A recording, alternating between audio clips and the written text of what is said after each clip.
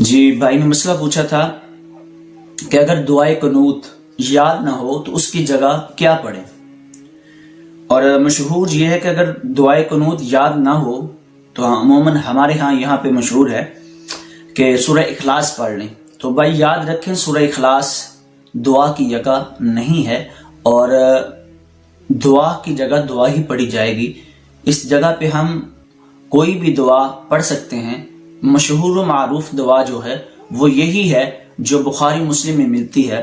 نبی اکرم صلی اللہ تعالی علیہ وآلہ وسلم آپ کثرت کے ساتھ یہ دعا مانگا کرتے تھے، ربنا آتنا فی الدنیا حسنۃ وفی الآخرۃ حسنۃ وقنا عذاب النار۔ یہ دعا پڑھ لیں۔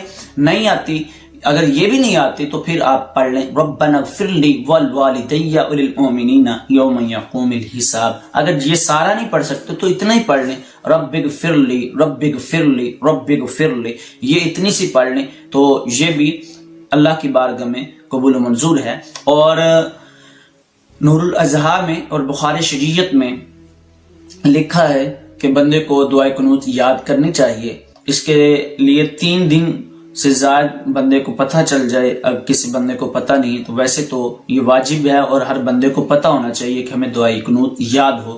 اگر نہ ہو تو اس کی جگہ پہ ہمیں دعائے دوم یعنی کہ ربنا آتنا فی الدنیا والی دعا پڑھ لینی چاہیے، تو آپ کی نماز جو ہے وہ ادا ہو جائے گی۔ واجب جو ہم وتر ادا کرتے ہیں، نماز وتر جو ہے وہ ادا ہو جائے گی۔